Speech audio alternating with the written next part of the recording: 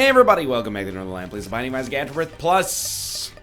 We're coming at it with a renewed sense of existential, not on-way. Usually you say existential, it's followed by an on-way. 233k. Well, what is this, a Fortnite prize pool? 806R. Dude, look at the stats. Speed is a little poor. I'm taking a chance. Let's go. Hey, wait, no, that's right. We were at 9, right? We weren't at 8 before? I thought we got bamboozled. I thought it was like, we were at 8 rate of fire, we took a tears up, and it's like -1, but still at 8. Like, we went from 8.99 to like 8.01 or something. I know that's not 1, but we don't need to be overly reductive over the course of these. The thing is, we're in a new sense of like contentedness. I'm in like Isaac. I don't want to say semi-retiredness, because I mean like 2 videos a day. I mean that's like 90 minutes of work a day. If that's not a full-time job, I don't know what is. Hey, mister, stop that. But I'm like in Isaac middle age, maybe is a good way to describe it. Like I know who I am in this game. I know what my strengths are. I know what my weaknesses are. I love who you are. I love who you ain't. You're so Anne Frank. Let's hit the attic and hide out for about 2 weeks. You got a problem with that lyric? Don't take it up with me. Take it up with your hero, Andre 3000, who wrote it in the song. Ain't nobody dope as me, I'm just so fresh, so clean. I am very clean right now, I'm not very fresh. I'm not even clean, I'm just like, you know, clean of the Mr. variety, you know what I mean? I'm bald, is what I'm trying to say to you. So the danger on this run is obvious right now. We don't know what our HP is like, and our speed is mildly on the low side. We're at like a threat level yellow on the low side of speed. Little Spewer is good. For, I mean, it's basically like, well, it depends on what creep it's running currently, but it's kind of like a headless baby that we can control. And we don't have to, you know, do some weird mumbo-jumbo like walking backwards in order to enable it. There's a lot of positives right now. If we have a reasonable level of HP, like if we have 1 red heart, 1 spirit heart, I got the utmost confidence this is going to be a fun run. Dude, the rate of fire increases are excellent as well. 6 rate of fire, shot speed's irrelevant, but 6 rate of fire and the magic number, dude. Now we got 2 red hearts and half of a spirit heart because I did take 1 hit. Plus blank card is our as our active item if we could ever get a card. I'm gonna try to invest a little here. Okay, a bomb for a key and some money is fine. And then a bomb for basically some money. Well, it's really just free money when you distill it down there. You ever think it's weird? Oh, that was so dangerous. You ever think it's weird how, like, some numbers have become almost jokes in and of themselves? Ah! I was thinking about it the other day, because, like, I mean, obviously everybody knows, like, 69. It's the lewd number. And then you got, you know, 420. It's another lewd number, but in a different variety. But we ascribe power to numbers beyond just jokes as well. Like, you know, we live in a society, bottom text, but we also live in an apartment building. And in our apartment building, you know, there's no greater way to see superstition than to look at, like, the elevator buttons in an apartment building. So, it's a very commonly known thing. You know, a lot of hotels, apartment buildings don't technically have a 13th floor. So you look at the elevator, it goes 1, ... 8, 9, 10, 11, 12, 14. You might say that's stupid. Why not just name it the 13th floor? And if anybody's superstitious, they can just get over it. You know what? I actually agree with you 100%. I think it's stupid as hell. But I also understand, you know, you're dealing with a multi-million-dollar project. You don't necessarily want to ruffle any feathers. You know, you don't want to have a buyer lined up for your penthouse and then be like, yeah, so your apartment number is 1306. And then they go, oh, I'm backing out, you know? So they just do it not to ruffle any feathers. But also, you know, there's in Chinese culture, The number 8 has negative connotations as well. So a lot of apartment buildings in Vancouver don't have an 8th floor. Or wait, do I have a bad? They don't have a 4th floor, sorry. Yeah. So like, if you look in some apartment building elevators, it goes like 1, 2, 3, 5, and then 6 to 12, and then no 13.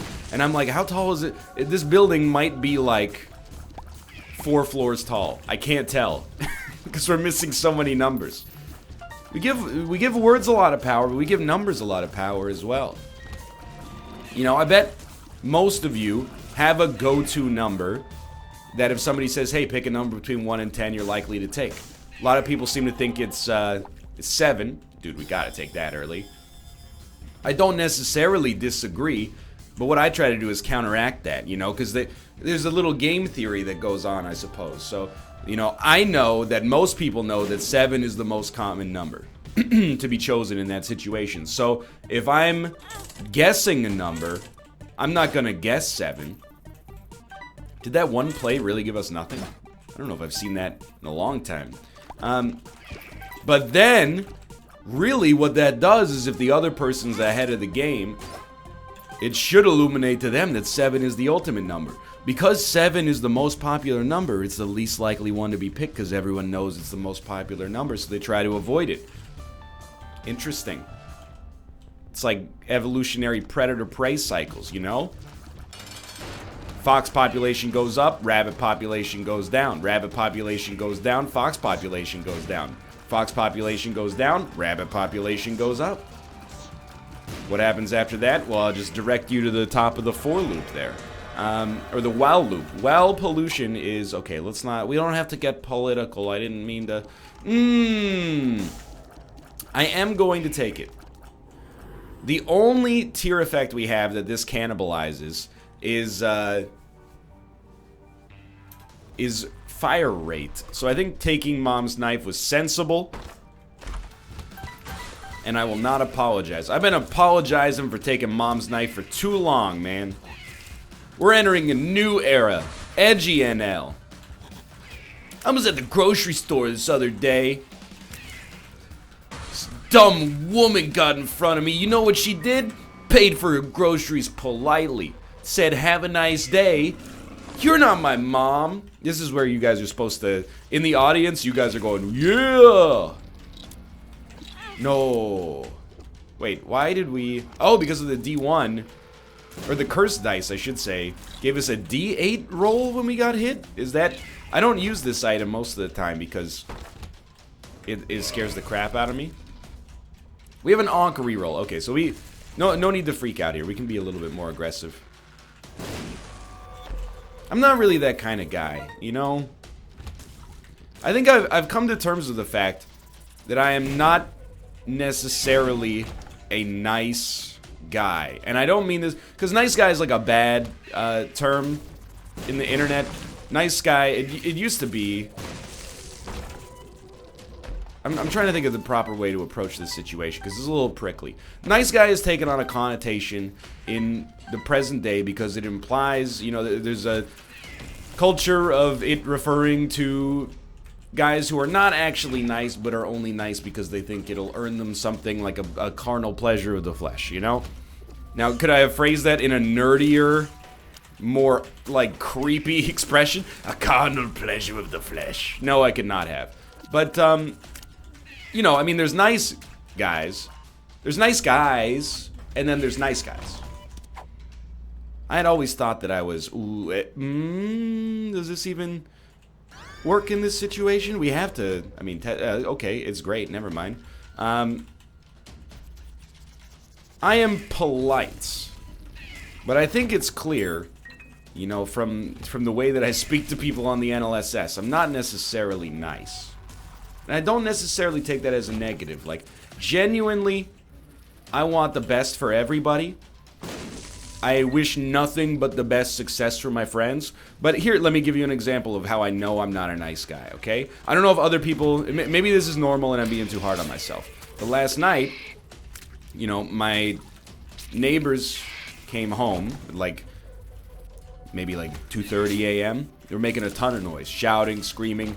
It sounded like they were watching like they just got a Dolby Digital 5.1 surround sound system, and they're like, you gotta hear this, and they put on the beach landing scene from Saving Private Ryan like 100 times in a row. Boom! Like, I actually at one point thought that, not that we were gonna die, but that I had just lived through a small earthquake. You can tell that all of my references for this are from 1998 as well. Dude, let's take this. Let's be smart. Like, my uncle, when he got a Dolby Digital 5.1 surround sound system. I didn't mean to hit that. Whoops. There's like 5 scenes you have to show. The first one, Saving Private Ryan, beach landing scene. Jumanji, when the stampede comes through the house. Gladiator, the opening battle where all the arrows are whipping through and you can hear the arrow go from like one. That was like made to sell Dolby Digital 5.1. I don't know if that's even like, I know 8.1's a thing. I don't know where it's gone, but anyway. And I think a nice guy would be like, you know what? It's Friday. They probably had a hard week at work. Let him relax. A normal person would be like, I'm gonna knock on their door and tell them to shut up. In my head, I was like, if this goes on much longer, I'm gonna wake Kate up and have her go lick their doorknob and give them all infectious mononucleosis. Now, I want to be clear. I've never done anything like that in my entire life. I have never, in my entire existence, I've never engaged in biological warfare like that. I was just mad, okay? And in my head, it gave me a lot of satisfaction to just imagine them, you know, waking up and being like, hey, do you guys feel alright? And I'm in my apartment like, should have thought of that before you mildly inconvenienced me. So again, I'm not an evil person. I would never do it. And that's evidenced by the fact that the noise did continue on. Stop it. By the way, I want to just take an aside here and head this off at the pass. Every facet of my entire life gets backseated because I'm a public figure. And I accept that that's the price you pay for being a public figure. But when something like that happens, and I give you an anecdote like that, people are like, just go knock on their door, you weird boy. I know how to handle real-life situations better than you. I'm knocking on their door 100 times, okay? I am a normal adult human except for this fantasy of, like, you know, small-scale biological warfare. You don't know the context of the situation. You're only hearing what I want you to hear. Don't assume that this is an invitation to, you know, give me advice for how to handle it unless it's invited, you know, you nice guy. But I don't think that it is a nice person thing to do, to be like, you know, to take pleasure in the fantasy of that. Or maybe that's normal, I don't know. Maybe, you know, when your boss is rude to you, you're like, maybe I'll slash one of his tires, and you don't actually do it, but in your head you imagine that you did, and you're like, you see him like, he's calling his wife, but his wife is like, sorry honey, I'm at Pilates right now, and he's like, oh, come on. And then he misses, like, his kid's birthday, and for the rest of his kid's life, he resents him, and it's all because, you know, he yelled at me for not having my TPS reports done on time, and you would never do it, but that level of fantasy, I don't know, maybe it's more normal than I'm giving it credit for. All I'm trying to get at is, if you live in an apartment building, it's a community, okay? What does that mean? That means you should be conscientious to your neighbors, but you should also cut them some slack. So I cut him some slack. I just turned hardcore history up. Fell asleep. If it happens again, I'll knock on the door and say, hey, buddy, cool it, okay? My wife's infected with a biological disease right now, and I'll just let you fill in the blanks. Parasitoid tears. I don't even know if these work with Mom's Knife or... Well, they might work with Tech X, even if they don't work with Mom's Knife. So no harm, no foul there. So yeah, I'm polite. Like, I mean, I was raised to be polite, not by like a, you know, a charm school in the American South, but yes, thank you very much, please. Like, in Canada, politeness means apologizing when someone does something to you. Like, if someone opened a door in my face and my nose was bloody, I would be like, I'm sorry that I was standing there. And they'd be like, nah, I'm sorry that I opened the door in your face. And I'd be like, well, you know, it takes two to make something like this happen. So let's just apologize to each other and we're good to go. But I don't think that necessarily makes me nice. Like, I think I've become... Cynical is not the right word. I'm just trying to... Because Nick, I think, is nice. Like, I think Nick's idea... Here, like, the thing that... The fundamental difference between Nick and myself is... If Nick sees, like, a cute picture of a cat... He actually has, like, thoughts about it. He's like, oh, look at that cat. It's so happy. And in my head, I'm just like, that's a cute cat. And I move on. Like, he's...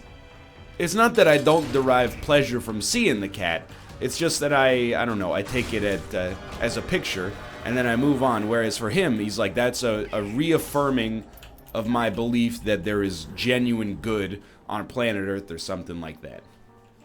I'm always looking for the snipe. I'm always looking for the yeah, that's good, but wouldn't it be funny if it all came crashing down? Not that I wanted to. I don't know. I think I'm stumbling a little bit on my point here. And I think it's okay, you know, again, just the same way that just because you want to be a good person, if you behave badly, you're still a bad person. I think just because you may have a fantasy about cutting your boss's brake lines, that doesn't make you a bad person until you do it. It's just a healthy outlet, you know? Ooh, we're on Necropolis too. Still, HP is scaring me a little bit on this run. I don't know, maybe I'll get a lot of tweets after this that are like, you should go to therapy. Never. No, like, the thing is, I'm well-adjusted. Can you even say, well-adjusted wouldn't even be the word I use. That's like when, you know, you're born in like a war zone, and then you become a relatively normal adult. I'm just, like, normal. Like, I was born into normalcy. The problem is I have a sick sense of humor, because I watched so much Everybody Loves Raymond when I was growing up. That's where I got that subversive side of me that's like, hey, what if we had chicken for dinner 2 nights in a row?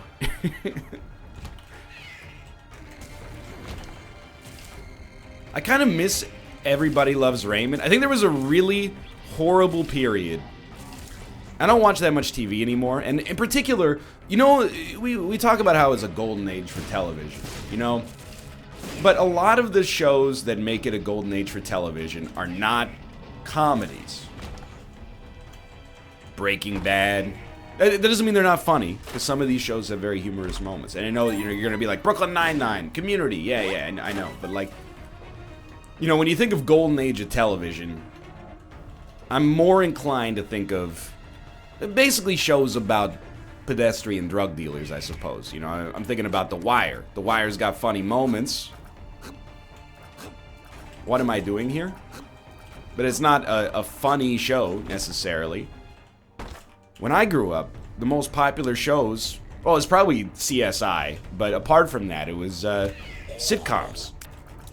But after the end of Seinfeld, I feel like we entered a really poor period for sitcoms, where every single sitcom was like, it's an ugly dude and his hot wife who hates him. And I wonder, like, if this has done lasting damage to the psyches of people my age who grew up watching that. Like, Everybody Loves Raymond is just about a dude and his family, and everybody hates each other. But that's funny. Like, you know, his dad loves his mom, but actually, like, he hates her. And then, like, Raymond, I think I'm just gonna leave, but the cancer item is real tempting. In fact, here's the thing. I think I'm gonna take it, because this means even if we die here, we'll respawn with the Ankh and double HP, which means that this almost certainly has to be the right play. It gives us a chance to talk about Everybody Loves Raymond as well. But, you know, like, you know, Ray Romano and his wife Deborah, they love each other, but also they're angry all the time. And then Ray, you know, his parents live next to him, But he, even in the introduction, when they come over, he pretends to not be there, because then he's going to have a conversation with them. And I guess he just can't tolerate that anymore. I get that, you know? Like, I have family members who I love, with a capital L. But if I see them more than once a year, I'm like, we didn't need to do this again, did we? Christmas and Thanksgiving? I mean, come on. But still, I feel like there was a lack of, like, healthy family role models on sitcoms when I was growing up. Now, it turns out maybe you should be using your own family as a model for your adult relationships, or, you know, your peers as a model for your adult relationships, instead of Ray Romano's CBS syndicated sitcom Everybody Loves Raymond. I'm just saying. As an only child, I got a lot of my, especially like when it came to high school, everything I thought I knew about high school came from like Saved by the Bell. And I was like, oh my god, it's gonna be Sadie Hawkins dances and Screech Powell getting into trouble with Principal Belling? You know who it is. You know who I'm talking about. It's not Mr. Weatherby. That's from Archie. Anyway. That's all I'm saying. I thought it would be trips to the malt shop and solving mysteries with your friends. It turns out it's mostly just going to class and then coming home and, like, you know, talking on ICQ. Anyway, I don't know where I'm going with this, except to say, it was so worth it, dude. Except to say, what happened to the sitcom? I guess it still exists, it's just the Big Bang Theory. Oh no. Should I start watching the Big Bang Theory? I don't have time for that.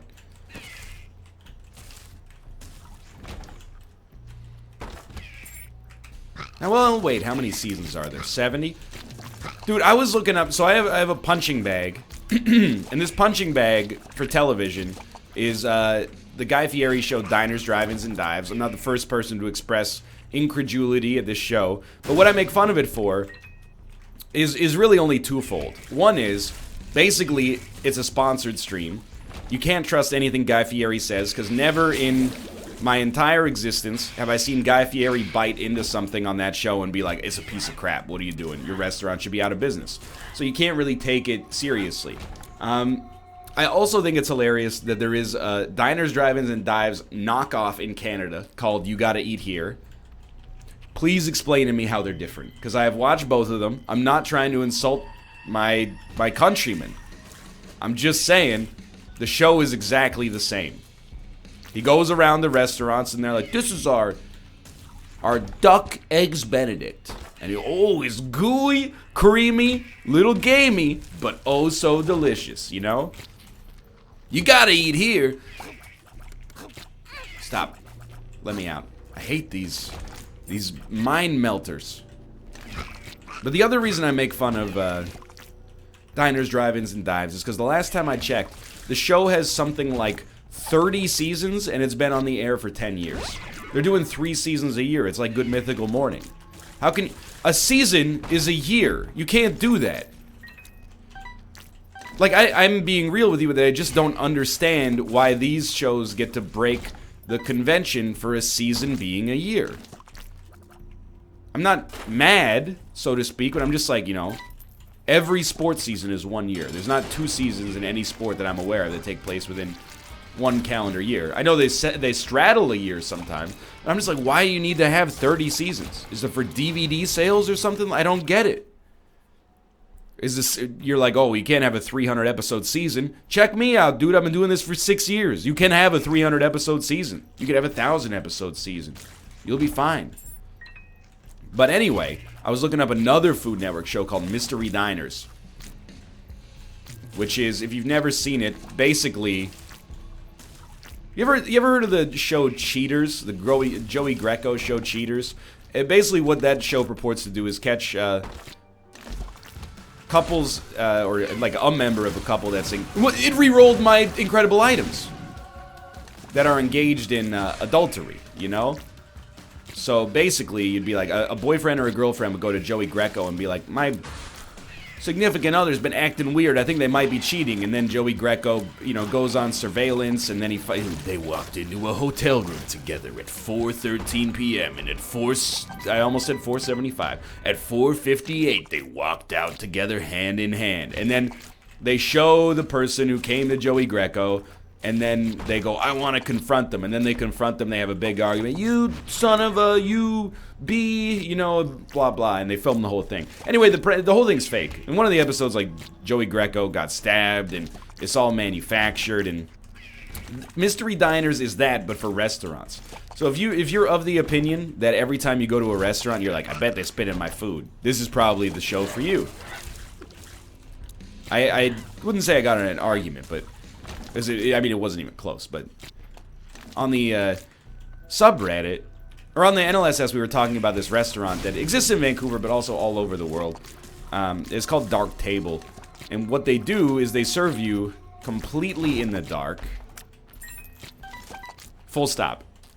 So there's like a lit foyer you enter in, and then you say, oh, a table for two. They take you into a pitch black room, which is where you eat.